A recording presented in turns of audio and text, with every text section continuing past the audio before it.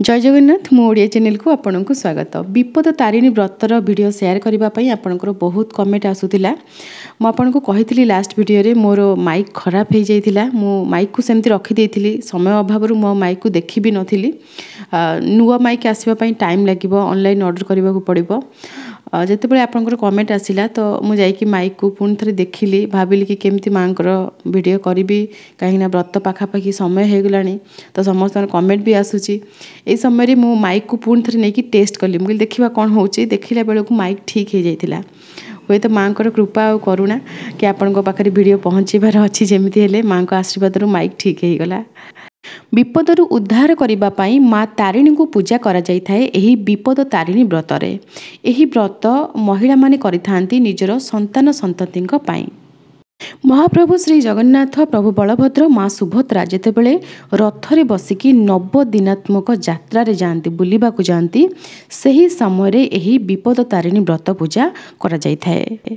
आषाढ़ मासर शुक्ल पक्षरे रथयात्रा हुए। रथयात्रा रे 3 ठाकुर रथरे बसिकी बुलिबा को जाती यात्रा रे जाती।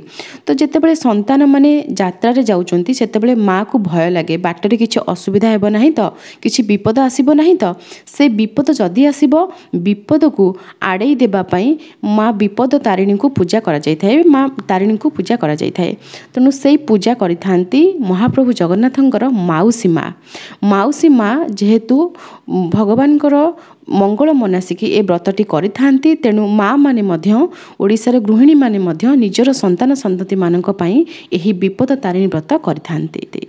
महाप्रभु जेतेबेले रथरे यात्रा करती रथ यात्रा हुए से रथ यात्रा को 9 दिनात्मक यात्रा कहा जाय थाए। 9 दिन पर्यंत महाप्रभुंकर यात्रा चले। तो यही 9 दिन भितर जो मंगलवार पड़े सही दिन ही विपद तारिणी व्रत करा जाय थाए। जुलाई मासर 5 तारिख से दिन मंगलवार से दिन हेरा पंचमी मध्य रही सही दिन ही माँ तारिणीकर ए व्रत पालन करा जिवो। जदि मंगलवार दिन कौनसी महिला करि पारु नाहंती किछि असुविधा अछि ताहले से माने शनिवार दिन करि परिबे। शनिवार दिन बाहुड़ा यात्रा ठीक सेही दिन ही आपण पूजा करि परिबे। जुलाई 5 तारिख मंगलवार दिन जदि आप व्रत करेंगे जुलाई 4 तारिख सोमवार दिन आपड़ एक बार करेंगे।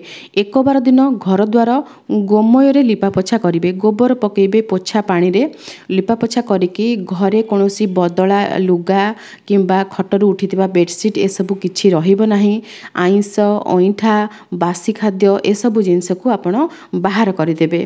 घर को शुद्धपूत परिष्कार करेंगे कहीं आपण घरे ही पूजा करेंगे। जने गृहिणी किपरि निजे पूजा करि परिबे सेही पूजा विधि मु आपनको आज कहिबे।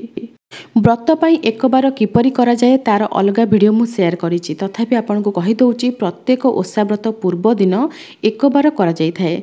जहाँ भी खाद्य आमे खाइथिबा पियाज रसुण जहाँ खाइथिबा से सब जिंस आम शरीर रे किपरि न रहिबो सेथि पई एक बार करा जाय थाए। एवं व्रत पाई आमे सजाग हुए रेडी हुए कि हाँ काली आमर व्रत सेथि पई मुंड धोइके स्नान मध्य करिवे। गृह परिष्कार करबा सहित निजे स्नान करिवे।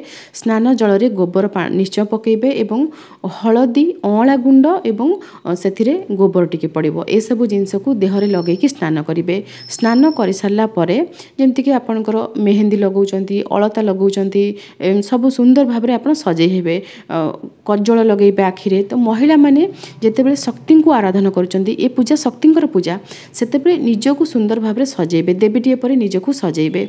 तो एक बार दिन ये सब काम आपन करि परिबे। आपन नुआ चूड़ी मध्य पिंधि परिबे। से दिन सोमवार अच्छी तो किसी असुविधा नहीं चूड़ी चेंज करें। तो आप शुक्ल वर्णर वस्त्र पिंधिकी आपंकर एक बार काम शेष करेंगे।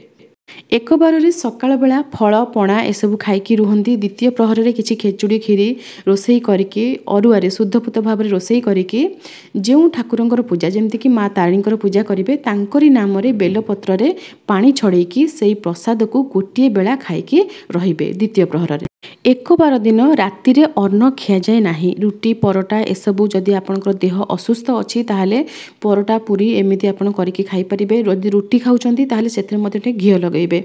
रुटी को पोड़ा कहा जाए सेथिपाई रुटी को केबे नियारे सेकिकी खाइबे नाही किंतु खिया जाए नाही। एक बार दिन राति रे किछि फल सरबत ए सब जिंस खाइके रुहंती। ସେଦିନ ଦିନ 8:50 ପରେ ଅମୃତ ବେଳା ଆରମ୍ଭ ହେଉଛି। ଆପଣ ଯେତେବେଳେ ଆପଣଙ୍କୁ ସମୟ ଯେମିତିକି ଆପଣ 10ଟା ବେଳେ କରିପାରିବେ ତାହେଲେ ମଧ୍ୟ ଚଳିବ, କିଛି ଅସୁବିଧା ନାହିଁ। କାହିଁକିନା ପୂଜା ପୂର୍ବରୁ ଆପଣଙ୍କୁ ସୂର୍ଯ୍ୟଙ୍କୁ ଅର୍ଘ୍ୟ ଦେବାର ଅଛି। ତାପରେ ଆପଣଙ୍କ ଘରେ ବୃନ୍ଦାବତୀଙ୍କର ପୂଜା ନିଶ୍ଚୟ କରାଯାଉଥିବ, ତ ବୃନ୍ଦାବତୀଙ୍କର ପୂଜା କରିବାର ଅଛି। ଦ୍ୱାର ଗଣେଶ ଅଛନ୍ତି, ତାଙ୍କର ପୂଜା, ଘର ଠାକୁରଙ୍କର ବି ପୂଜା କରାଯିବ, ଇଶାଣଙ୍କର ବି ପୂଜା କରାଯିବ। ତ ଏତେ ସବୁ ପୂଜା ରହିଥାଏ। ତେଣୁ ନୀତିଦିନର ଯାହା ବି ପୂଜା, ସେ ସବୁ ପୂଜା ଶେଷ କରିବା ପରେ ଆପଣ ମା ବିପଦ ତାରିଣୀ ବ୍ରତର ସଂକଳ୍ପ ନେବେ। ସଂକଳ୍ପ ନେବା ପାଇଁ ବହୁତ ଅସୁବିଧା ହେଉଛି ବୋଲି ବହୁତ ଲୋକ କମେଣ୍ଟରେ ଲେଖୁଛନ୍ତି। ବହୁତ ସରଳ କଥା ମୁଁ ଆପଣଙ୍କୁ କହୁଛି। ଆଷାଢ଼ ମାସର ଶୁକ୍ଳ ପକ୍ଷରେ ମା ତାରିଣୀଙ୍କର ଏହି ବିପଦ ତାରିଣୀ ବ୍ରତ ପାଳନ କରାଯାଇଥାଏ। ତେଣୁ ଆପଣ ନିଜ ହାତରେ, ଗୁଆ ଯଦି ନାହିଁ ଚଳିବ, ଆପଣ ଜଳ ଗୋଟିଏ ପିତ୍ତଳ ଗିନାରେ ଧରନ୍ତୁ। ଜଳ, ଅକ୍ଷତ, ଦୁବ, ଫୁଲ ଏସବୁ ଜିନିଷ ଧରିପାରିବେ। ପିତ୍ତଳ ଗିନାରେ ଧରିକି ବସିବେ। ଆଷାଢ଼ ମାସର ଶୁକ୍ଳ ପକ୍ଷରେ ମୁଁ ନିଜର ନାଁ କହିବେ, ମୁଁ ବିପଦ ତାରିଣୀ ବ୍ରତ କରିବାର ସଂକଳ୍ପ କରୁଛି। ଏହି ଗୋଟିଏ ଦିନର ସଂକଳ୍ପ ମୁଁ କରୁଛି। ହେ ମା, ମୋର ଏ ସଂକଳ୍ପକୁ ପୂରଣ କରନ୍ତୁ। ଭଲରେ ଭଲରେ ମୁଁ ବ୍ରତ ପୂଜା କରେ। ବା ଏତିକି ଆପଣ କୁହନ୍ତୁ ଓଡ଼ିଆରେ, ଏତିକି କୁହନ୍ତୁ। ଧୀରେ ଧୀରେ ଆପଣ ଯେତେବେଳେ ଏତିକ ମନେ ରଖିଦେବେ, ତାପରେ ଆପଣ ସଂକଳ୍ପ ବାକ୍ୟ ଉଚ୍ଚାରଣ କରିପାରିବେ, ଯାହା ମୁଁ ଆପଣଙ୍କ ସହିତ ସେୟାର କରିଛି। ସଂକଳ୍ପର ଭିଡ଼ିଓ ମୁଁ ଅଲଗା ସେୟାର କରିଛି ଆପଣଙ୍କ ସହିତ। ଜଣେ ଗୃହସ୍ଥ ଯେତେବେଳେ ନିଜେ ପୂଜା କରେ ବା ଜଣେ ଗୃହିଣୀ ପୂଜା କରୁଛନ୍ତି ନିଜେ, ସେତେବେଳେ ଏକଥା ଦେଖାଯାଏନି କି ସିଏ କେତେ ମନ୍ତ୍ର ଉଚ୍ଚାରଣ କଲେ, କେତେ ବୈଦିକ ମନ୍ତ୍ର ନେଇକି ପୂଜା କଲେ, କ'ଣ କଲେ, ସେସବୁ ଦେଖାଯାଏନି। ଗୃହସ୍ଥମାନେ ବା ଗୃହିଣୀମାନେ ଭାବ ଭକ୍ତିରେ ପୂଜା କରିଥାନ୍ତି। ସେମାନେ ସେବା ଆଉ ଭକ୍ତିରେ ଦେବତାଙ୍କୁ ଜିତିଥାନ୍ତି। ସେବା, କାରୁଣ୍ୟ, ଭକ୍ତି ବଳେ କିମ୍ବା ଅସାଧ୍ୟ ମହିତଳେ। ସେବା କରିବେ, ଶାଶୁ ଶ୍ୱଶୁରଙ୍କର ସେବା, ପିଲାମାନଙ୍କର ଯତ୍ନ, ସ୍ୱାମୀଙ୍କୁ ତାଙ୍କର ସେବା କରିବା ବା ତାଙ୍କର ଯତ୍ନ ନେବା, ତାଙ୍କୁ ସମ୍ମାନ ପ୍ରଦାନ କରିବା, ଘରର ସମ୍ମାନ ଦେଖିବା, ଏସବୁ ଜିନିଷ ଗୃହିଣୀମାନଙ୍କ ଉପରେ ରହିଥାଏ। ତେଣୁ ପୂଜାରେ ସେ କିଛି ଭୁଲ କରନ୍ତି ନାହିଁ। ତାଙ୍କର ଯାହା ବି ଭୁଲ ରହିଥାଏ ସେସବୁ ଭୁଲ ବୋଲି ଧରାଯାଏ ନାହିଁ। ସେମାନେ ଯାହା ବି କରନ୍ତି ସେସବୁକୁ ଦେବତା ବହୁତ ଖୁସିରେ ଗ୍ରହଣ କରିଥାନ୍ତି। ତେଣୁ ଯେତିକି ପାରିବେ ସେତିକି କରିବେ। କିନ୍ତୁ ବୃନ୍ଦାବତୀଙ୍କର ପୂଜା ଏବଂ ଘର ପୂଜା ନ କରିକି ଆପଣ ପୂଜାରେ ବସିବେ ନାହିଁ। ବିପଦ ତାରିଣୀ ବ୍ରତର ପୂଜା ଆପଣ ଯେଉଁ ସ୍ଥାନରେ କରିବେ ସେ ସ୍ଥାନକୁ ପ୍ରଥମେ ପବିତ୍ର କରିବେ। ସବୁବେଳେ ମନେ ରଖିଥିବେ, ବିପଦ ତାରିଣୀ ବ୍ରତ ହେଉ ବା କୌଣସି ଦେବୀଙ୍କର ପୂଜା ଆପଣ କରୁଛନ୍ତି, ସବୁବେଳେ ଘଟ ସ୍ଥାପନା କରି ପୂଜା କରିବେ। ଘଟରେ ହିଁ ଦେବୀଙ୍କର ପୂଜା କରାଯାଇଥାଏ, ଦେବୀଙ୍କୁ ଆବାହନ କରାଯାଇଥାଏ, ଯାହାକୁ ତାନ୍ତ୍ରିକ ଘଟ ମଧ୍ୟ କୁହାଯାଇଥାଏ। ଯେତିକି ପାରିବେ ସେତିକି କରିବେ। ପୂଜା ସ୍ଥାନକୁ ପବିତ୍ର ପ୍ରଥମେ କରିବେ। ଗଙ୍ଗା ଜଳ ଟିକେ ଛିଞ୍ଚି ପାରିବେ। ଯଦି ପଞ୍ଚାମୃତ କରିଛନ୍ତି, ପଞ୍ଚାମୃତ ଟିକେ ଛିଞ୍ଚି ପାରିବେ। ଏବଂ ପଞ୍ଚଗବ୍ୟରେ ଶୋଧନ କରାଯାଇଥାଏ ପୂଜା ସ୍ଥାନକୁ। ପଞ୍ଚଗବ୍ୟ କହିଲେ କ'ଣ? ଗୋବର, ଗୋମୂତ୍ର, ଘୃତ ବା ଘିଅ, ଦୁଗ୍ଧ କହିଲେ କ୍ଷୀର, ଦଧି କହିଲେ ଦହି, ଏଇସବୁ 5 ଜିନିଷ ଆକୁ ମିଶେଇକି ପଞ୍ଚଗବ୍ୟ ପ୍ରସ୍ତୁତ କରାଯାଇକି ପୂଜା ସ୍ଥାନରେ ଛିଞ୍ଚିକି ବା ଲେପନ କରାଯାଇକି ସେ ସ୍ଥାନଟି ପବିତ୍ର କରାଯାଇଥାଏ। କିଛି ନଥିଲେ ଗୋବର ଟିକେ ପକେଇକି ସ୍ଥାନକୁ ଆପଣ ପୋଛି ଦେବେ ବା ଲିପି ଦେବେ। ତ ସ୍ଥାନ ପବିତ୍ର ହେଇଗଲା। ତାପରେ ଆପଣ ରଖିବେ ଖଟୁଲି ବା ପିଢ଼ା, ଯେଉଁଠି ଆପଣ ପୂଜା କରିବେ। ପିଢ଼ା ଉପରେ ଆପଣ ମୁରୁଜ ପକେଇବେ। ଅଷ୍ଟଦଳ ପଦ୍ମ ଲେଖିବେ, 8 ପାଖୁଡ଼ା ବିଶିଷ୍ଟ ପଦ୍ମ, ଯାହା ମୁଁ ଏଇ ଭିଡ଼ିଓରେ ଆପଣଙ୍କୁ କିଛି କିଛି ଦେଖାଇ ଦେଇଛି। ଏ ଦୃଶ୍ୟ ହେଉଛି ଘଟ ସ୍ଥାପନାର ଦୃଶ୍ୟ। ତାପରେ ଘଟ ପାଇଁ ଆପଣ ଗୋଟିଏ ମାଠିଆ ନେବେ। ମାଟି ମାଠିଆ ନେଇପାରିବେ, ତମ୍ବା ବା ପିତ୍ତଳର ମାଠିଆ ମଧ୍ୟ ନେଇପାରିବେ, ଷ୍ଟିଲ୍ ନେବେ ନାହିଁ। ଘଟର ଜଳରେ ଆପଣ ଗୋଟିଏ ତମ୍ବା କିମ୍ବା ସୁନା, ରୂପା, ଯେକୌଣସି ଧାତୁର ମୁଦ୍ରା ବା ଗୋଟିଏ ମୁଦି ବା କୌଣସି ଗହଣା ଗୋଟିଏ ଆପଣଙ୍କ ଶରୀରରୁ ଓହ୍ଲେଇକି ଧୋଇକି ସେ ଗହଣାଟି ଆପଣ ପକାଇ ପାରିବେ। ମିଷ୍ଟାନ୍ନ, ମିଠା କିଛି ଯେମିତି ଗୁଡ଼, ଲବଙ୍ଗ, ଗୁଜୁରାତି, କର୍ପୂର, ଅକ୍ଷତ, ପୁଷ୍ପ, ଦୁବ, ଏସବୁ ଜିନିଷ ଘଟର ଜଳରେ ପକାଇବେ। ଘଟ ବସାଇବା ପାଇଁ ଯେଉଁ ଜଳ ନେବେ ସେ ଜଳ କେବେ ବି ଟାଙ୍କିର ପାଣି ହେଇନଥିବ, ବାସି ପାଣି ହେଇନଥିବ। ଆପଣ ଶୁଦ୍ଧ ଜଳ ନେବା ପାଇଁ ଚେଷ୍ଟା କରିବେ। ଯେଉଁ ବିଧି ମୁଁ ବର୍ତ୍ତମାନ ଆପଣଙ୍କୁ ଭିଡ଼ିଓରେ ଦେଖାଇ ଦେଉଛି, ଏଇ ବିଧିରେ ଆପଣ ଘଟ ସ୍ଥାପନା କରିବେ। କିନ୍ତୁ ଏଠି ମୁଁ ଗୋଟିଏ ଗୁଆ ରଖିଛି, କିନ୍ତୁ ବିପଦ ତାରିଣୀ ବ୍ରତରେ 13 ଗୋଟି ଗୁଆ ରହିଥାଏ। 13 ଗୋଟି ଗୁଆରେ ଦେବୀଙ୍କୁ ଆମେ 13 ଗୋଟି ରୂପରେ ଆବାହନ କରିକି ପୂଜା କରିଥାଏ। ତେଣୁ ଏମିତି ହିଁ ଆପଣ ଅକ୍ଷତ ରଖିବେ, କିନ୍ତୁ ଗୁଆ ରହିବ 13।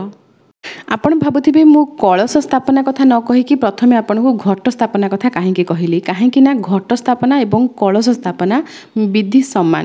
ବର୍ତ୍ତମାନ ମୁଁ ଆପଣଙ୍କୁ କଳସ ସ୍ଥାପନାର ବିଧି ଦେଖାଇ ଦେଉଛି। ଆପଣ ପ୍ରଥମେ ସବୁ ଜିନିଷ ସଜାଡ଼ି ନେବେ। କଳସ ଉପରେ ଆପଣ ଗୁଆ ରଖିପାରିବେ, ଗୋଟିଏ ଫଳ, ଗୋଟା ଫଳ ଆପଣ ରଖିପାରିବେ।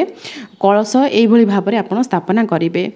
ଯେମିତି ଘଟ ସ୍ଥାପନା ସେମିତି କଳସ ସ୍ଥାପନା କରାଯାଇଥାଏ। ବିଧି ସମାନ, ଖାଲି ମନ୍ତ୍ର ଅଲଗା ଅଲଗା। କଳସରେ ଆମେ କେଉଁ ଦେବାଦେବୀଙ୍କୁ ଆବାହନ କରିବା ଏବଂ ଘଟରେ କେଉଁ ଦେବାଦେବୀଙ୍କୁ ଆବାହନ କରିବା ସେତିକି ଆମକୁ ଧ୍ୟାନ ରଖିବାକୁ ପଡ଼ିବ। ଯେକୌଣସି ଓଷା ବ୍ରତରେ ଆପଣ ପୂଜା କରିବା ପୂର୍ବରୁ ସବୁବେଳେ ଆଚମନ କରିବେ। ବର୍ତ୍ତମାନ ଆପଣଙ୍କ ସାମ୍ନାରେ ଯେଉଁ ତମ୍ବା ପାତ୍ରଟି ଅଛି ସେଥିରେ ଗୋଟିଏ ଚାମଚ ଭଳି ପଡ଼ିଛି, ତାକୁ ହିଁ ଆଚମନୀ ପାତ୍ର ବୋଲି କୁହାଯାଇଥାଏ। ଏଥିରେ ଆଚମନ କରାଯାଏ। କିପରି ଏବଂ କାହିଁକି କରାଯାଏ ଯଦି ଆପଣ ଜାଣିବାକୁ ଚାହୁଁଥିବେ ତାହେଲେ ମୋତେ କମେଣ୍ଟରେ ଲେଖିବେ, ମୁଁ ଆପଣଙ୍କୁ ଭିଡ଼ିଓର ଲିଙ୍କ୍ ଦେଇଦେବି। ଚ୍ୟାନେଲରେ ସେ ଭିଡ଼ିଓ ରହିଛି। आसन उपरे बसिकी आचमन कर सारा पर घंटी पूजा और शंख पूजा कराए। घंट देवताय नमः, पंचजन्याय नमः, ये हूँ घंट और शंखर पूजार मंत्र। एतिकी कहीकि चंदन सिंदूर पुष्प एसबू अर्पण कराए प्रणाम कराए। अक्षत अर्पण कराए। घंट पूजा शंख पूजा सरीगला तापर दीप प्रज्वलित करेंगे। ओं अग्नय नमः, ओं अग्निदेव्याय नमः, ये हूँ अग्निकर मंत्र। यही मंत्र दीप को सुंदर की चंदन सिंदूर लगेकि सजई देबे। पुष्प अक्षत अर्पण करके अग्निकर पूजा करेंगे बा दीपंकर पूजा करेंगे। गोटे दीप पूजा आरंभ शेष पर्यंत जेमिति हेले जलुथिबो, मझिरे जेमती न लिभिबो सेति आपण ध्यान देबे। जो दीप आपण पूजा आरंभ शेष पर्यंत जालिबे से दीप को उठेकी आलती करेंगे ना। आलती पई अलग गोटे दीप लगेबे, से कम घी पकईकि सांगे सांगे ठाकुरंकर आलती करेंगे। आलती करबा समय आपण पंचमुखी दीप नहीं पारिबे, 10मुखी दीप नहीं पारिबे। कर्पूर रे आलती करेंगे एवं झुणा गुगुल पकईकि से आलती करेंगे, जहाँ को आम धूप बोली कहूँ। धूप काठी लगेबे ना, से बाउंस रोचे। बाउंस केवल अशुभ समय जला जाए, तेणु शुभ काम बा पूजा समय बाउंस को जालिबे नाही। प्रथमे आचमन, घंटी पूजा, शंख पूजा एवं दीप पूजा कर सारा तापरे कलशरे पंचदेवता को आवाहन करके पूजा करेंगे। कलशरे आपण पैता, वस्त्र, पुष्प, समस्त प्रकार पुष्प एवं बेलपत्र, दुब ए सबु जिनस अर्पण करिकी सुंदर भाबरे कलश को सजेइबे। एवं कलशरे जेतेबेले देवता को आवाहन करेंगे पंचदेवता नाम 5 थर आपण अक्षत एवं पुष्प अर्पण करेंगे। गोटे देवता नाम स्मरण करेंगे, निज हाथ में अक्षत एवं पुष्प धारण करके धरिकी बसबे एवं स्मरण करेंगे। जमतीकि अग्रपूज्य होउचंती श्री गणेश, तेणु तांको प्रथमे आपण आवाहन करेंगे, तांको प्रथमे स्मरण करेंगे। ओं गणपतये नमः कहीकि हाथ में अक्षत एवं पुष्प धरिकी आपण कलश उपरे अर्पण करेंगे। एवं एठी आपण विराजमान करंतु, एई भावटा मन भीतर रखिबे बा एई आपण निज मातृभाषा रे कहिबे, हे प्रभु एठी विराजमान करंतु, एई कलश रे विराजमान करंतु, मु आपनकर पूजा करबाको चाहूची। एवं कलश सामने गोटे थालिया रखिथिबे जेउथिरे पुष्प एवं जल टिके देबे, जेमति कि ठाकुरंकर पाद धौत करबा पई। पाद धोई देबे से भाव में से जल टिके एवं पुष्प गोटे अर्पण करेंगे। तापर द्वितीय देवता नाम स्मरण करेंगे। ओं नमः शिवाय, महादेव नाम स्मरण करेंगे। तापर ओं नमो भगवते वासुदेवाय, भगवान विष्णुकर नाम स्मरण करेंगे। तापर ओं नमः शिवाय बा ओं दुं दुर्गाय नमः, माँ दुर्गा को स्मरण करेंगे। ओं सूर्य नारायणाय नमः, एमिति पंचदेवता को स्मरण करके 5 थर अक्षत पुष्प कलश अर्पण करेंगे। 5 थर जो थालिया रखिथिबे सामने से जल एवं पुष्प अर्पण करके पाद धोईदेवे। तापर ठाकुर को आवाहन कर सारा आपण पंचदेव नमस्तुते कहीकि धूप दीपरे आलती करेंगे एवं नैवेद्य अर्पण करेंगे। जहाँ फलमूल रखिथे से सब आपण नैवेद्य रूप में कलश पाखरे भोग लगेबे। ओं पंचदेव नैवेद्यं समर्पयामि, ग्लास रे गोटे रखिथिबे जल, से आपण ठाकुर को पीवा पाई जल देबे। तो सेतेबेले आपण कहिबे ओं पंचदेव आचमन्यं जलं समर्पयामि, तो आचमन जल देबे एवं नैवेद्य देबे। समर्पयामि बोली कहिकी सब जिनस समर्पण करिवे। कलश पूजा सरीगला परे आपणकर दीप सेठी प्रज्वलित अछंती। कलश पूजा सरी जाइए, पंचदेवता आवाहन कर सारी। आपण घट को सुंदर भाव में आप सजई देइचंती, 13 गोटी गुआ स्थापना कर देइचंती। तो सही समय आपण आसन उपरे बसिबे एवं व्रत गोटे घट उपरे रखिबे। बर्तमान आपण जो घट देखुंत ये सुदशा व्रतर घट ए घटरे घट उपरे गोटे थालिया रही अक्षत उपरे 10 गोटी गुआ रही सेमिति माँ विपद तारिणी जो पूजा करेंगे से 13 गोटी गुआ रखिए जमी सुदशा व्रतर व्रतटी घट उपरे रही 10 गोटी गंठी पड़ी व्रतरे सेमिति विपद तारिणी व्रतरे गोटे व्रत रु व्रतरे 13 गोटी गंठी पड़िबो। विपद तारिणी व्रतर जेतेबेले आमे व्रत तैयारी करिबा सेथिरे किछि नियम रहिछि नियम विषय बहिरे लेखा अछि 13 वर्षर जणे पिला से पुओ हुंतु बा झियो हुंतु तांकरी हातरे माप करिवे मापिकी 13 हाथ लंबर गोटे सूता आनिबे 13 हाथ लंबर सूता को 3 गुण करी भांगिबे अर्थात 3 भांग करिके भांगिबे समान भागरे ताकू भांगिबे 3 भाग करा जिवो सेथिरे 13 गोटी गंठी पड़िबो। सुदशा व्रतर घट देखिए आप जापर ठीक एमती ही आपन को घट स्थापना करार अच्छी माँ को लाल रंगर वस्त्र आप पिंधे देवे लाल रंग माँ प्रिय बाकी आप बेलपत्र देवे मंदार देवे एवं व्रतटी रखिए घट उपरे घट जमी स्थापना करमती ही घट स्थापना कर केवल व्रत उपरे 13 गोटी गुआ रही जिनस आपको ध्यान रखा पड़ो 13 गोटी गुआ एवं व्रतरे 13 गोटी गंठी 13 वर्षर पिला जदि न मिलिबो ताहले आपण निज हाथ रे निजे मापिकी 13 हाथ लंबर सूता नेबे एवं ताकू 3 भाग करिकी भांगिबे 13 गोटी गंठी पकेइबे। व्रतरे जो 13 गंठी पड़िबो सेथिरे मांकर 13 गोटी नाम स्मरण करिकी गंठी पड़ी थाए जदि जणे 13 गोटी नाम स्मरण करि पार नाहंती मने नाही तांकर ताल से कोन करिवे माँ दुर्गांकर नाम को ही स्मरण करिकी 13 गंठी आपण पकेइ परिबे ओं दुंग दुर्गाय नमः ओं दुंग दुर्गाय नमः ओं दुंग दुर्गाय नमः एमिदी कहि कहि आपण 13 गोटी गंठी पकेइ परिबे एथिरे कोनोसी भूल नाही जदि आपण पाखरे बही नाही ताहले आपण आदौ व्यस्त हेबे नाही बही परे छपा जाई थाए किंतु व्रत प्रथमे करा जाए तेणु मु आपन को बहिरु बोलिकी सुणी दउची जहाँ लेखा अछि गंठी देबा समय रे दुर्गा नाम धरी प्रथम गंठी देव नमः कात्यायनी बोली हृदय भाविब तृतीय रे गिरिराज बरंकर जेमा चतुर्थे विमला नाम जप सर्वबामा पंचम रे चंडी नाम अटे जाज्ञसनी कालिका रूपेण विजय अछंती धरिणी हिंगोला मंगला नाम अटई प्रधान लुचकाई नाम गोटी हृद पद्मे घेन इहंता बिहंता जोग माया ठाकुराणी जाजपुरे बिरजा नाम अछि भणी दयामयी दया कर ए जोग धारिणी पार्वती नामर हेले ईश्वर घरणी एक एक नाम धरी गंठी पकाइब मन बांछा जणाइण ग्रहण करिब। आपण व्यस्त हेबे नहीं जदि बही नथिबो बहुत लोकंक पाखरे बही नथिबो मु जानिछि बही आतु व्यस्त हेबे नहीं ओं दुंग दुर्गाय नमः ये होछि मांकर मंत्र तेणु मांकर एई नाम को स्मरण करी करी आपण माँ विपद तारिणी को पूजा करि परिबे माँ तारिणी माँ दुर्गांकर ही रूप अन्य रूप अष्टचंडी मध्य अन्यतम माँ तारिणी तेणु मांकर जदि आपणकर दरकार गंठी 13 गंठी रे 13 नाम दरकार ताहले मु आपनको आउ थरे कहि दउछि कात्यायनी माँ दुर्गांकर नाम प्रथम माँ दुर्गे गिरिराज जेमा माँ विमला माँ चंडी जाज्ञसनी कालिका हिंगोला मंगला माँ जोगमाया माँ बिरजा माँ दयामयी माँ पार्वती माँ ईश्वर घरणी एई नाम रे आपण 13 गोटी गंठी पकेई पारिबे। माँ तारिणीकर स्तुति बही जदि आपण पाखरे थिबो किंबा माँ दुर्गांकर स्तुति बही थिबो ताकू मध्य आपण पाठ करि परिबे। मांकर पूजा करिबा पई सबुठारु सरल मंत्र हेउची सर्व मंगल मांगल्ये शिवे सर्वार्थ साधिके शरण्ये त्र्यंबके गौरी नारायणी नमस्तुते ओं जयंती मंगला काली भद्रकाली कपालिनी दुर्गा क्षमा शिवा धात्री स्वाहा स्वधा नमस्तुते ए मंत्र रे मध्य मां को आपण पूजा करि परिबे। प्रथमे कलश स्थापना करि सारला परे आपण बसिकी संकल्प करिनेबे संकल्प करि सारिकी तापरे घट उपरे आपण हाथ रे अक्षत एवं पुष्प धारण करिके घट उपरे अर्पण करिवे एवं मांकर एही मंत्र गाइबे एवं ओं दुंग दुर्गाय नमः मांकर जो मंत्र रहिछि ए मंत्र को मध्य स्मरण करिवे ओं जयंती मंगला काली भद्रकाली कपालिनी दुर्गा क्षमा सेवा धात्री सुहा सुधा नमस्तुते ए मंत्र गाइबे एवं सर्व मंगल मांगल्ये शिवे सर्वार्थ साधिके शरण्ये त्र्यंबके गौरी मां नारायणी नमस्तुते ए मंत्र को गायकी अक्षत पुष्प घट उपर अर्पण करके माँ को प्रणाम करेंगे। माँ को जिते वस्त्र अर्पण करेंगे पुष्प किंबा आपण अलंकार अर्पण करुँचे से ओं माँ तारिणी देव्याय नमः वस्त्रं समर्पयामि पुष्पं समर्पयामि पत्रं बिल्वपत्रं समर्पयामि एमिति कहीकि आपण अर्पण करेंगे गोटे गोटे जिनिस। माँ को आवाहन करेंगे जिते आप मंत्र गायकी निज हाथ में अक्षत पुष्प अर्पण करके घटरे आवाहन करेंगे तापर माँ को पाद धौत करदे सेमती माँ सामने गोटे थालिया रखिकी माँ पाद धोइबापी जल एवं पुष्प थालिया अर्पण करेंगे एवं मन भीतर यही भाव रखिए माँ को ये चिंता करेंगे कि माँ पाद मु धोई दौची हलदी पानी नेले आहरी भल।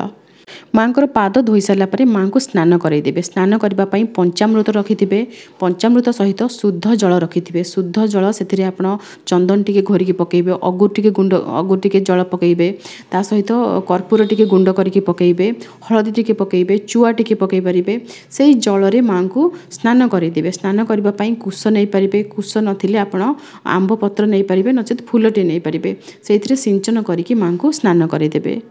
स्नान करने समय ओं गंगे च जमुने चैव गोदावरी सरस्वती नर्मदे सिंधु कावेरी जलेस्मिन् सन्निधिं कुरु यही मंत्र गाईपारे नचेत ओं माँ तारिणी देव्याय स्नानीय जलं समर्पयामि एतिकी कहीकि आपण स्नान करदेवे। स्नान कर सारापर वस्त्र पिंधेदेवे घट देहरे सुंदर भाव में वस्त्र पिंधेदेवे 13 गोटी गुआ एवं व्रत प्रथमे आप घट पर रखिदे माँ को वस्त्र पिंधे सारापर फूलर हार चंदन सिंदूर हलदी एसबू माँ को लगेदेवे घट देहरे से गुआ जो 13 गोटी गुआ अच्छी से गुआ को लगेदेवे माँ को आखिरे कज्जल लगेदेवे घटरे माँ को आखि जो गोटे जगह को आप आखि भावे से 2 जगार आप कला लगेदेवे एवं जो 13 गोटी गुआ अच्छा से गुआ को आप कज्जल लगे पारे। माँ को अलता अर्पण करेंगे अलता आपण फूलरे अलता को बुड़ेकी से फूल को लेकिन माँ घट पाखे माँ को पाद भाविकी चिंता करके से माँ को लगेदेवे किंबा आपण सिंदूर फरुआ एवं अलता फरुआ माँ को अर्पण करेंगे। ओं माँ तारिणी देव्याय आपण जहाँ रखिथे अलता बा सिंदूर रखिथे सिंदूरं समर्पयामि ये तो एमती कहीकि आप माँ को गोटे गोटे जिनस माँ को पाखे देवे तापर माँ को धूप दीपर आलती करेंगे आलती कर सारापर माँ को नैवेद्य अर्पण करेंगे। विपद तारिणी व्रत में माँ को मंडा पिठार भोग लगी थाए धला मंडा बा सिझा मंडा जहाँ को आम कहूचे नचेत आप छणा मंडा भी माँ को भोग लगे पारे जदि छणा मंडा भोग लगे ताहले घीरे छाणिबे बा घीरे सेकिबे घीरे किपरि पिठा सेका जाए ठाकुरंक पई से वीडियो मध्य मु आपनक सहित आगरू शेयर करिछि। तो आपण मंडा पिठार भोग लगेबे पिठार संख्या रहिबो 13 गोटी पिठा माँ को पाखरे माँ को घट सामने आप भोग लगेबे से गोटे पिठा आप चंड रूप में बाहर करदेवे चंड नैवेद्यं स्वाहा कहीकि आप गोटे पिठा बाहर करदेवे पिठा खंडिया हेब नाही गोटे पिठा बाहर करेंगे से गोटे पिठा को आप जल देदेवे चंडटी जल दिज्व। माँ तारिणी होउचंती अष्टचंडी मध्य अन्यतम अष्टचंडी होउचंती माँ दुर्गांकर ही रूप तेणु नैवेद्य अर्पण करने समय आपण जदि माँ दुर्गांक नाम धरिकी नैवेद्य अर्पण करेंगे ताहले समस्त को बुझेब तेणु आपण महादेवी नैवेद्यं समर्पयामि माँ दुर्गे नैवेद्यं समर्पयामि बोली कहिबे। माँ दुर्गांकर किंबा माँ तारिणीकर स्तुति बही निज पाखे रखिथे निजे गाई गाईकी माँ आलती करेंगे आलती करने समय पंचमुखी 10मुखी दीप ने आलती करने समय बेसी खुशी लगे जदि स्तुति बही नाही ताहले माँ ओं जयंती मंगला काली भद्रकाली कपालिनी दुर्गा क्षमा शिवाधात्री स्वाहा स्वधा नमस्तुते यही मंत्र को गाई गाईकी आलती करेंगे नचेत आपण सर्वमंगल मांगल्ये शिवे सर्वार्थ साधिके शरण्ये त्र्यंबके गौरी नारायणी नमस्तुते यही मंत्र को गाई गाईकी माँ आलती करेंगे। माँ को जितेबाला पान अर्पण करेंगे पान को तांबूल बोली कह जाए थाए ओं माँ महादेव्यै माँ तारिणी देव्यै तांबूलं समर्पयामि से 13 खंड आप तांबूल रखिए 13 खंड पान रखिए 13 खंड पान माँ को अर्पण करेंगे घट सामने कहीं आम माँ को 13 गोटी रूप में आवाहन करें 13 गोटी पिठा भोग लगौचे तेणु 13 गोटी पान आम माँ को अर्पण करवा। ओं ह्रीं हूं दुर्गाय नमः यही मंत्र गायकी माँ को प्रणाम करेंगे। ओं महादेव्यै विद्महे दुर्गाय धीमहि तन्नो देवी प्रचोदयात् माँ दुर्गांकर ए गायत्री मंत्र को पाठ करके माँ को प्रणाम करेंगे। माँ को बिंची देवे मयूर पंखा थी से माँ को बिंची देवे जिते स्नेह श्रद्धा करेंगे ठाकुर को आपन को सेते खुशी लगे और देवता से आनंदित हेबे। ପୂଜାରେ କିଛି ଦୋଷ ତ୍ରୁଟି ରହିଯାଇଥାଏ ସେଥିପାଇଁ ସମସ୍ତେ କ୍ଷମା ପ୍ରାର୍ଥନା କରନ୍ତି ଯେତେ ଜ୍ଞାନୀ ଗୁଣୀ ବ୍ୟକ୍ତି ହୁଅନ୍ତୁ କ୍ଷମା ପ୍ରାର୍ଥନା କରନ୍ତି। ତ ପୂଜା ଶେଷରେ ଆପଣ ନିଜର ମନସ୍କାମନା ଯାହା ଥିବ ମାଙ୍କୁ ଜଣେଇକି ପ୍ରଣାମ କରିସାରିଲା ପରେ କ୍ଷମା ପ୍ରାର୍ଥନା କରିବେ। ଓଂ ମନ୍ତ୍ରହୀନଂ କ୍ରିୟାହୀନଂ ଭକ୍ତିହୀନଂ ସୁରେଶ୍ୱର ଲେଖା ଅଛି, ଆପଣ ସୁରେଶ୍ୱରୀ ବୋଲି କହିବେ କାହିଁକିନା ଦେବୀଙ୍କର ପୂଜା କରୁଛନ୍ତି। ଯତ୍ ପୂଜିତଂ ମୟା ଦେବୀ, ମୟା ଦେବ ଅଛି ମୟା ଦେବୀ ପରିପୂର୍ଣ୍ଣ ତଦସ୍ତୁ ମେ ଆବାହନଂ ନ ଜାନାମି ତବାର୍ଚନଂ ପୂଜା ଚୈବ ନ ଜାନାମି କ୍ଷମସ୍ୱ ପରମେଶ୍ୱରୀ, ପରମେଶ୍ୱର ଅଛି ପରମେଶ୍ୱରୀ ବୋଲି କହିବେ କାହିଁକିନା ଆପଣ ଦେବୀଙ୍କର ପୂଜା କରୁଛନ୍ତି। ଗୋଟିଏ ଦିନ ହିଁ ମାଙ୍କର ଆପଣ ପୂଜା କରିଛନ୍ତି, ଗୋଟିଏ ଦିନ ହିଁ ମାଙ୍କର ପୂଜା କରିବା ପାଇଁ ସଂକଳ୍ପ ନେଇଛନ୍ତି, ତେଣୁ ସନ୍ଧ୍ୟା ପୂର୍ବରୁ ମାଙ୍କର ଘଟକୁ ଆପଣ ବିସର୍ଜନ କରିଦେବେ। ଯେ ପର୍ଯ୍ୟନ୍ତ ମା ବିସର୍ଜନ ନ ହେଇଛନ୍ତି ସେ ପର୍ଯ୍ୟନ୍ତ ମାଙ୍କ ସାମ୍ନାରେ ଗୋଟିଏ ଜଳପାତ୍ର ରହିବ ଏବଂ ଦୀପଟିଏ ପ୍ରଜ୍ୱଳିତ ରହିଥିବ। ଯିଏ ବ୍ରତଧାରୀ ସେ ପାକ ଦ୍ରବ୍ୟ ଖାଇବେ ନାହିଁ। ପାକ ଦ୍ରବ୍ୟ କହିଲେ ବହୁତ ଲୋକଙ୍କର ଭୁଲ ଧାରଣା କି ଛେନା ଦହି ଏସବୁ ତ ନିଆଁରେ ବସୁଛି, ସିଏ କ'ଣ ପାକ ଦ୍ରବ୍ୟ ନୁହେଁ? ନା, ସିଏ ପାକ ଦ୍ରବ୍ୟ ନୁହେଁ କାହିଁକିନା ସେଥିରେ ମସଲା ପଡ଼ୁନି, ଲୁଣ ହଳଦୀ ଏସବୁ ମସଲା ସେଥିରେ ପଡ଼ୁନାହିଁ। ଛେନା ଦହି ଦେବତାଙ୍କୁ ଭୋଗ ଲାଗିଥାଏ, ତେଣୁ ଯଦି ଆପଣ ଫଳ ଆହାର କରି ବ୍ରତ କରୁଛନ୍ତି ସେଥିରେ ଆପଣ ଛେନା ଦହିକୁ ମଧ୍ୟ ସାମିଲ କରିପାରିବେ। ଛେନା ଦହି ଘିଅ ଫଳମୂଳ ସମସ୍ତ ପ୍ରକାରର ଫଳମୂଳ ଆପଣ ଖାଇପାରିବେ। ଯେଉଁ ପିଠା ମାଙ୍କୁ ଭୋଗ ଲଗେଇଛନ୍ତି ସେ ପିଠା ମଧ୍ୟ ଆପଣ ଖାଇପାରିବେ। ପିଠା ଖେଚୁଡ଼ି ଅନ୍ନ ତରକାରୀ ଏସବୁ ଭିତରେ ଭିନ୍ନତା ରହିଛି। ଯେମିତିକି ଗଳା ଭାତ ଯାହାକୁ ଆମେ ଅରୁଆ ଭାତ କହୁଛେ, ଗଳା ଭାତ ଆମେ ବହୁତ ଓଷାରେ ଅନ୍ନ ଖାଇନଥାଏ ତ ସେଠି ଆମେ ଗଳା ଭାତ ଖାଇପାରିବା ନାହିଁ, କିନ୍ତୁ ଖେଚୁଡ଼ି ଖାଇପାରିବା। ଖେଚୁଡ଼ି ଯେଉଁଥିରେ କି ମିଷ୍ଟାନ୍ନ ପଡ଼ିଥାଏ, ଘୃତ ଅନ୍ନ ତାକୁ କୁହାଯାଇଥାଏ, ସେଥିରେ ପେଜ ଗଳାଯାଏ ନାହିଁ, ତେଣୁ ତାକୁ ବହୁତ ବ୍ରତରେ ଖିଆଯାଇଥାଏ। ସେମିତି ପିଠାରେ ଲୁଣ ହଳଦୀ ପଡ଼ିନଥାଏ, ତେଣୁ ତାକୁ ପାକ ଦ୍ରବ୍ୟ ସହିତ ସମାନ କରାଯାଏ ନାହିଁ। ଦେବୀଙ୍କୁ ମଣ୍ଡା ପିଠା ବହୁତ ପ୍ରିୟ, ଛଣା ମଣ୍ଡା ହେଉ ବା ଆମର ସିଝା ମଣ୍ଡା ହେଉ, ତେଣୁ ମାଙ୍କୁ ଯେହେତୁ ଆମେ ମଣ୍ଡା ପିଠା ଭୋଗ ଲଗାଉଛେ ତେଣୁ ବ୍ରତଧାରୀ ମଣ୍ଡା ପିଠା ଖାଇକି ରହିପାରିବେ। ସେଇ ଯେଉଁ 13 ପିଠାରୁ ଗୋଟିଏ ବିସର୍ଜନ କରାଗଲା ଆମର ଚଣ୍ଡ ରୂପରେ, 12 ଗୋଟି ପିଠା ରହିଲା ତାକୁ ଖାଇକି ଆପଣ ରହିପାରିବେ। ପୂଜା ସରିଗଲା ପରେ ତାପରେ ବ୍ରତ ନିଜ ହାତରେ ଆପଣ ଧାରଣ କରିବେ, ତାପରେ ଆପଣ ମାଙ୍କର ପ୍ରସାଦ ପାଇବେ। ବ୍ରତକୁ ଆପଣ ସେଦିନ ପିନ୍ଧିକି ରହିବେ, ତା ପରଦିନ ମଧ୍ୟ ପିନ୍ଧିଥିବେ। ଯେଉଁଦିନ ପୂଜା ସରିବ ତା ପରଦିନକୁ ଆମର ପାରଣା କୁହାଯାଏ। ପାରଣା ଦିନ ଆପଣ ସ୍ନାନ କରିକି ସୂର୍ଯ୍ୟ ଅର୍ଘ୍ୟ ବୃନ୍ଦାବତୀ ପୂଜା ଏସବୁ କରିସାରିଲା ପରେ ତାପରେ ଆପଣ ଘରେ ପୂଜା କରିନେବେ, ମାଙ୍କ ନାଁରେ ଟିକେ ପ୍ରଣାମ କରିବେ। ଯେମିତି ହେଲେ ପାରଣା ଅନ୍ନ ମଧ୍ୟ ମାଙ୍କୁ ଅର୍ପଣ କରାଯାଏ। ପାରଣା ଯୋଉଦିନ ଆପଣ କରିବେ ସେଦିନ ଆପଣ ବାସି ଆପଣ ପିଆଜ ରସୁଣ ଏସବୁ ଖାଇବେ ନାହିଁ। ପ୍ରଥମ ଖାଦ୍ୟଟି ଆପଣ ଯେମିତି ହେଲେ ଚେଷ୍ଟା କରିବେ ପିଆଜ ରସୁଣ ନ ଖାଇବା ପାଇଁ। କିଛି ସଦ୍ୟ ରୋଷେଇ କରିଥିବା ଖାଦ୍ୟ ଯାହାକି ମାଙ୍କୁ ଅର୍ପଣ କରିବେ, ସେମିତି ପାଣି ଛଡ଼େଇକି ଆପଣ ସେ ଖାଦ୍ୟଟିକୁ ଗ୍ରହଣ କରିବେ। ଖାଦ୍ୟ ଗ୍ରହଣ କରିସାରିଲା ପରେ ବ୍ରତ ହାତରୁ ଆପଣ ଓହ୍ଲେଇକି ତାପରେ ଜଳରେ ବିସର୍ଜନ କରିଦେବେ, ନଚେତ୍ ମାଟିରେ ପୋତି ଦେଇପାରିବେ। ଯଦି ଆପଣ ବିପଦ ତାରିଣୀ ବ୍ରତକୁ ରଖିବାକୁ ଚାହୁଁଛନ୍ତି ତାହେଲେ ଆପଣଙ୍କୁ କୌଣସି ପ୍ରକାରର କେହି ଭୁଲ ଦେବେ ନାହିଁ। ବ୍ରତ ଆପଣଙ୍କ ଇଚ୍ଛା ହେଲା ଆପଣ ରଖୁଛନ୍ତି, ଦେବତାଙ୍କର ଅଂଶ ସିଏ, ତେଣୁ ଆପଣ ରଖି ମଧ୍ୟ ପାରିବେ। କିନ୍ତୁ ଯଦି ଆପଣ ବିସର୍ଜନ କରିବାକୁ ଚାହୁଁଥିବେ ତାହେଲେ ପାରଣା ଦିନ ହିଁ ବିସର୍ଜନ କରିବେ। ଆପଣ ପ୍ରସାଦ ଗ୍ରହଣ କରିସାରିଲା ପରେ ସ୍ନାନ ପୂଜା ଇତ୍ୟାଦି ସରିଲା ପରେ ପ୍ରସାଦ ଗ୍ରହଣ କରିସାରିଲା ପରେ ବ୍ରତ ଓହ୍ଲେଇକି ବିସର୍ଜନ କରିପାରିବେ। ସବୁଠାରୁ ଜରୁରୀ କଥା ମନେ ରଖିଥିବେ, ଯେତେବେଳେ ଆପଣ ଦେବୀଙ୍କୁ ଆରାଧନା କରୁଛନ୍ତି, ଶକ୍ତିଙ୍କୁ ଆରାଧନା କରୁଛନ୍ତି, ଶକ୍ତିଙ୍କର ପୂଜା କରୁଛନ୍ତି, ଯେକୌଣସି ଦେବୀ ସଂସାରରେ ଯେତେ ଦେବୀ ଅଛନ୍ତି ସମସ୍ତେ ହିଁ ଶକ୍ତି, ତେଣୁ ଯେତେବେଳେ ଶକ୍ତିଙ୍କର ପୂଜା କରୁଛନ୍ତି ସେତେବେଳେ କେବେ ବି ପତି ପତ୍ନୀ ସମ୍ପର୍କ ରଖିବେ ନାହିଁ। ଯେଉଁଦିନ ଆପଣ ଏକବାର କରିବେ, ଏକବାର ସ୍ନାନ ପରଠାରୁ ଆପଣଙ୍କର ପାରଣାର ଅନ୍ନ ଖାଇବା ପର୍ଯ୍ୟନ୍ତ, ପାରଣାର ଯେଉଁ ପ୍ରଥମ ଅନ୍ନଟି ଆପଣ ମାଙ୍କୁ ଅର୍ପଣ କରି ଖାଇବେ ସେ ପର୍ଯ୍ୟନ୍ତ ନିଜର ଶରୀର ମନ ଜିହ୍ୱା ଏସବୁ ଜିନିଷକୁ ଆପଣ ପବିତ୍ର ରଖିବା ପାଇଁ ଚେଷ୍ଟା କରିବେ। କାହାକୁ ଗାଳି ଦେବେ ନାହିଁ, କାହାର ମନ୍ଦ ଚିନ୍ତା କରିବେ ନାହିଁ, ଝଗଡ଼ା ମଧ୍ୟ କରିବେ ନାହିଁ। ଜାନ୍ତୁ ଦେବ ଗଣା ସର୍ବେ ପୂଜା ମାଦାୟ ମାମକିମ୍ ଇଷ୍ଟକାମ ସମୁଦ୍ଧ୍ୟର୍ଥଂ ପୁନରାଗମନାୟ ଚ। ଇଏ ହେଉଛି ବିସର୍ଜନ ମନ୍ତ୍ର। ଏହି ମନ୍ତ୍ରରେ ଘଟ ବିସର୍ଜନ କରିବେ। ନିଜ ହାତରେ 2 ଥର ଆପଣ ଅକ୍ଷତ ଏବଂ ପୁଷ୍ପ ଧରିବେ। 2 ଥର ଯାକ ଏହି ମନ୍ତ୍ର ପାଠ କରିକି କଳସ ଉପରେ ଥରେ ଏବଂ ଘଟ ଉପରେ ଥରେ ଆପଣ ଅକ୍ଷତ ପୁଷ୍ପ ଅର୍ପଣ କରିବେ। କଳସ ଏବଂ ଘଟକୁ ଟିକେ ହଲେଇ ଦେବେ। ଘଟ ବା କଳସ ସ୍ଥାପନା କରିବା ସମୟରେ ଘଟ ସ୍ତଂ ସ୍ତାଂ ସ୍ଥିରୋ ଭବ ଏହି ମନ୍ତ୍ର ଦ୍ୱାରା ଘଟ ସ୍ଥିରୀକରଣ ମନ୍ତ୍ରକୁ କୁହାଯାଏ। ଘଟ ବା କଳସକୁ ସ୍ଥିର କରାଯାଇଥାଏ। ପୂଜା ସମୟରେ ଘୁଞ୍ଚେ ନାହିଁ, ହଲେ ନାହିଁ। ଯଦି ଘୁଞ୍ଚିଯିବ ବା ହଲିଯିବ ତାହେଲେ ଘଟ କଳସ ବିସର୍ଜିତ ହୋଇଯିବ।